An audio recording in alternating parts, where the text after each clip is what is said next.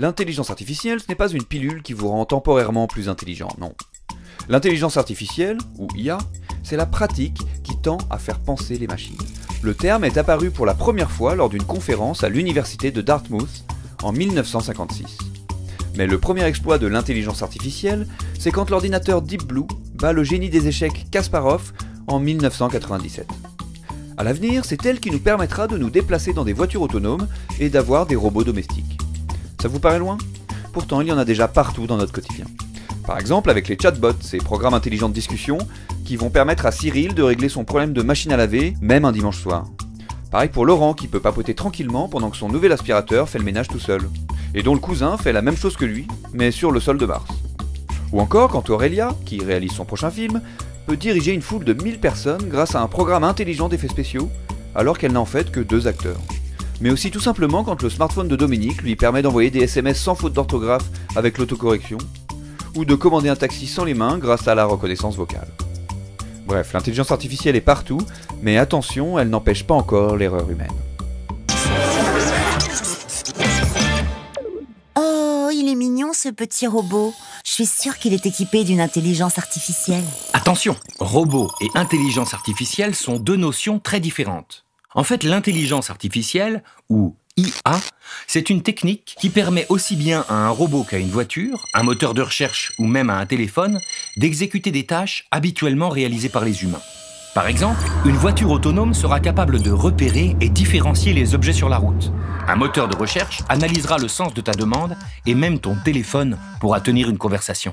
Attends, une voiture autonome et un téléphone, c'est pas la même chose.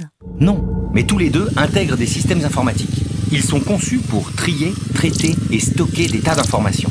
Et ces systèmes fonctionnent à l'aide d'outils bien pratiques. Ce sont les algorithmes. Un algorithme, c'est un peu comme une recette de cuisine. Au départ, tu as des ingrédients. Si tu suis bien les instructions de la recette, au final, tu arrives à un résultat, ici des crêpes. Un algorithme, c'est la même chose. Les ingrédients sont des données brutes, et après avoir appliqué l'algorithme, c'est-à-dire une suite d'instructions bien précises, on obtient un résultat. Oula, je vais avoir besoin d'un exemple, moi. Regarde, si tu demandes à un programme sans IA de te montrer une image de Fred, ce programme va chercher dans sa base de données. C'est une sorte de bibliothèque numérique qui rassemble tous les ingrédients. Ici, les images et les informations qui leur sont associées.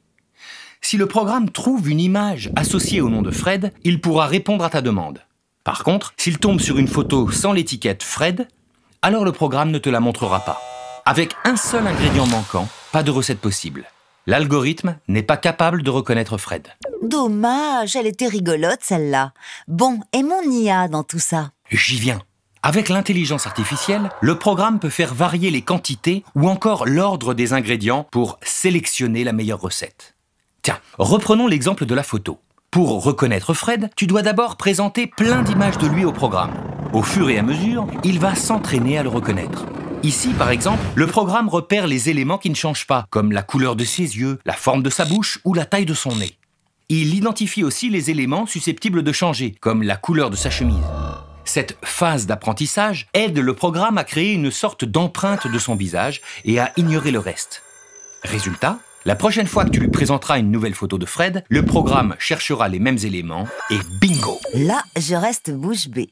Et ce n'est pas tout. Les IA existent depuis longtemps. Mais avec le développement d'Internet, elles disposent désormais de banques de données gigantesques pour fonctionner.